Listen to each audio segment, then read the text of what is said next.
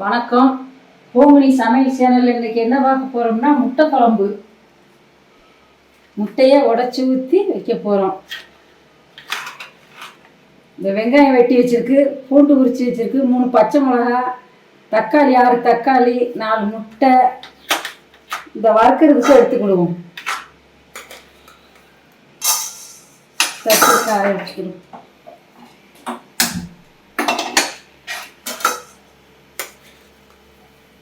2 teaspoon மல்லி, 1/2 teaspoon உளுத்தம்பருப்பு, கொஞ்சமாக மிளகு, கொஞ்சம் அரிசி, வத்தல் ஒரு 5 வத்தல்,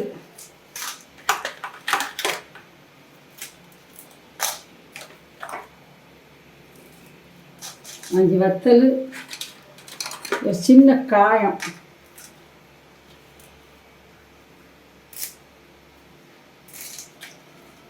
கொஞ்சமாக கருவேப்பிலை.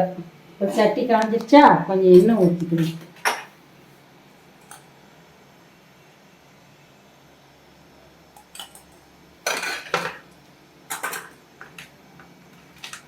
இந்த தேங்காய் அந்த எடுத்து வச்சுருக்கோம் பாருங்க, இவ்வளோ வைங்க.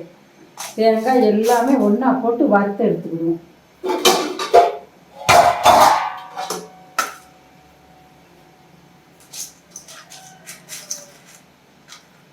இந்த காயத்தை போடும்.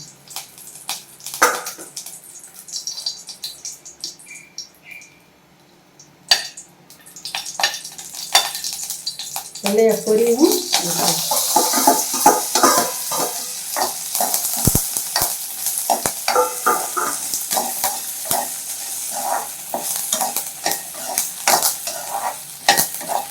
நல்லா பொன்னடமாக வறுத்து எடுத்துக்கிட்டு இது கூட கொஞ்சம் சீரகம் போடும், 1 டீஸ்பூன் போடும்.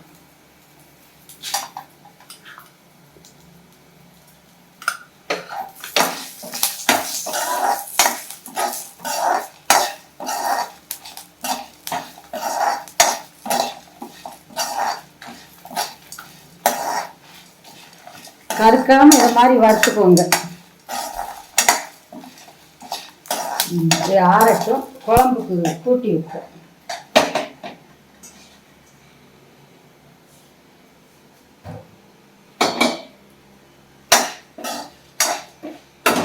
ஆற விட்டு இதை அரைப்போம். அதுக்கு முன்னே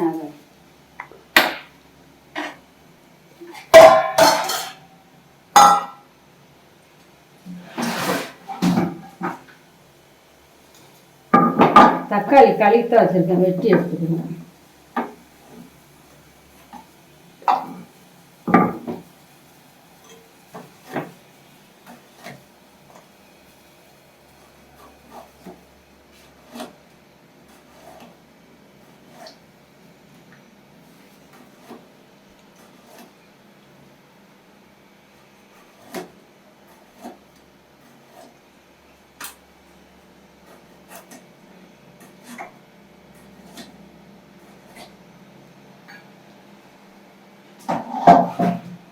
இப்போ சட்டி காஞ்சிருச்சு.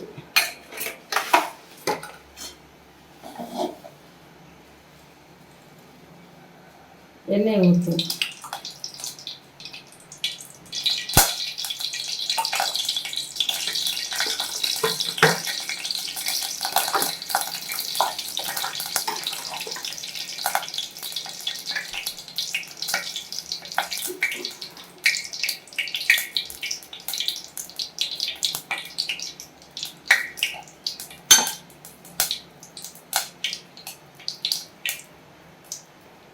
கடுகு போட்டுக்கணும்.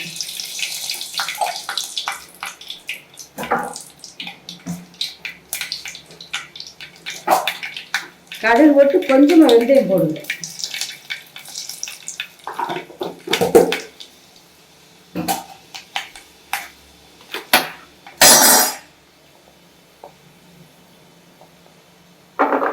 வெங்காயம்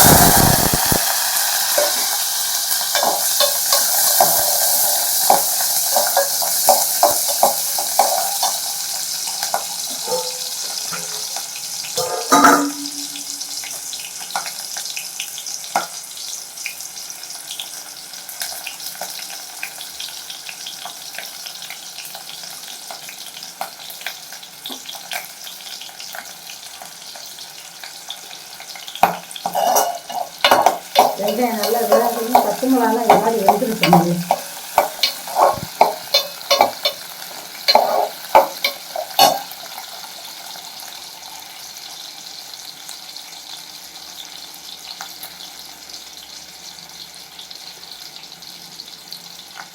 இந்த தக்காளி போடுங்க. இந்த வந்துட்டு பாருங்க, இதை மாதிரி நல்லா பொன்னிறமாக வேகணும். தக்காளியெல்லாம் போடுங்க. இந்த மிளகாலாம் வெந்துருக்குள்ள இது மாதிரி வேகணும் போடுங்க.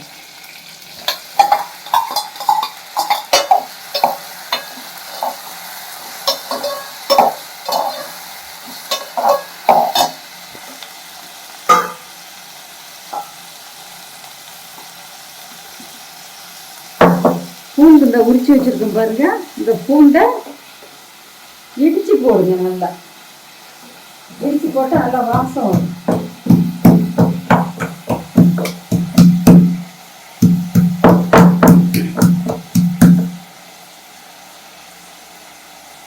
இப்படி நல்லா இடிச்சு போடுங்க.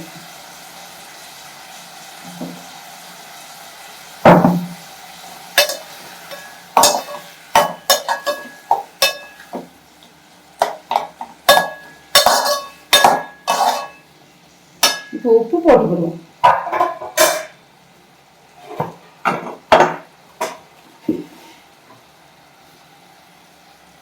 இப்போ உப்பு போடுங்க.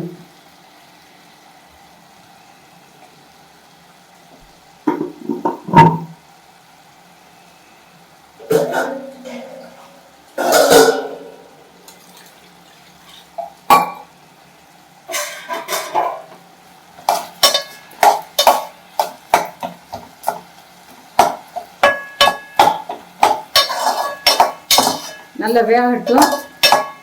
அதுக்குள்ள நம்ம கொஞ்சம் மூடி போட்டு கொஞ்சம் வேக வைப்போம். நல்லா வெந்துடும். தக்காளிலாம் வேகையும் மசாலா ஊற்றி மசாலா இப்போ அரைப்போம்.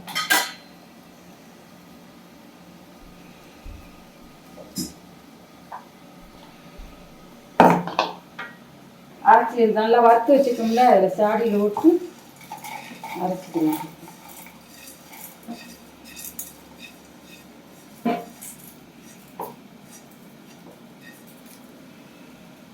சரி, அதுதான் பேஸ்ட் மாதிரி அரைச்சிருக்கேன் பாருங்க. இந்த மாதிரி நல்லா அரைச்சிருங்க.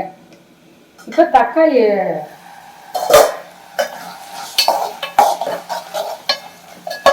நல்லா ஆயிடுச்சு பாருங்க. நல்லா மசாலா ஊற்ற வேண்டியதான். நல்லா தக்காளி உடஞ்சி நல்லா வெந்துருச்சு பாருங்க. ரொம்ப நல்லா இப்படி பழத்தில் மசாலா ஊற்ற வேண்டியதான்.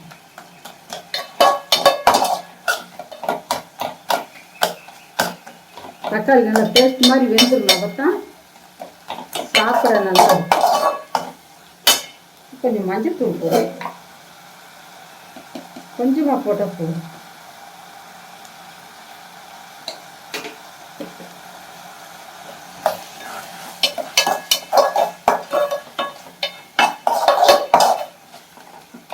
தக்காளி நல்லா வதங்கிடணும்.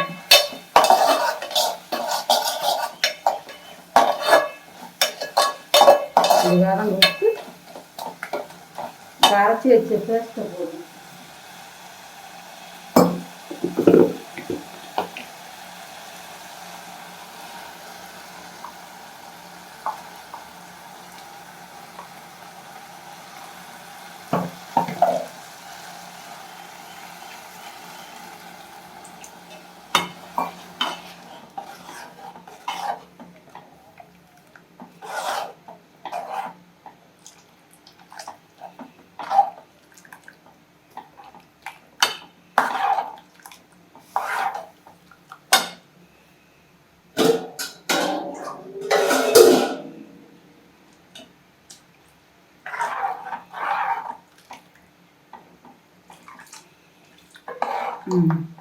நல்லா கொஞ்சம் ஒரு 10 நிமிஷம் குழம்பு அடுப்பில் இருக்கட்டும். நல்லா காயட்டும். சுண்டை காயவும் முட்டையை உடைச்சி ஊற்றணும். கொஞ்ச நேரம் காயட்டும்.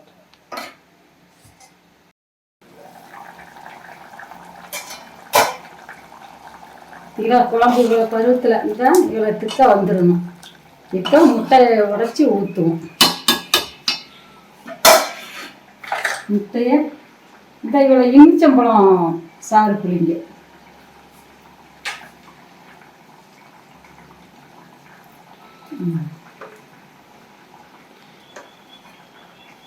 முட்டை இப்படி கிண்ணத்தில் உடச்சி ஊற்றுங்க. அப்போ தான் கெட்டுப்போன முட்டை இருந்தால் நமக்கு தெரியும். கடையில் வாங்கிட்டுறதுனால நம்ம வீட்டில் கோழி விட்டா இப்படி உடச்சி ஊற்றுறோம்னா அதில் கெட்டுருந்தா தெரியும் முட்டை.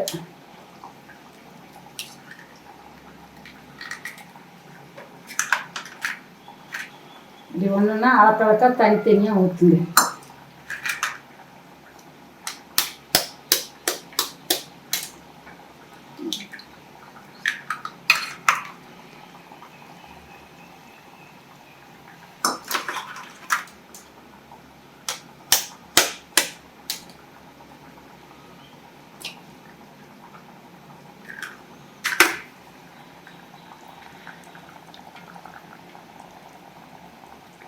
அப்படியே மூடி வச்சுட்டு இன்னும் கொஞ்ச நேரம் கழிச்சு திறந்து பார்க்க வேண்டியதான்.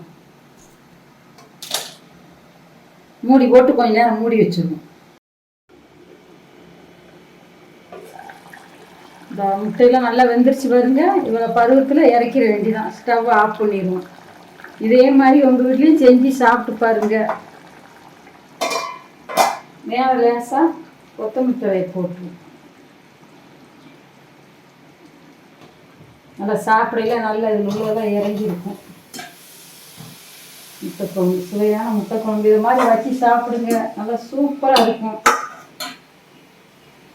எல்லாருக்கும் நன்றி, வணக்கம்.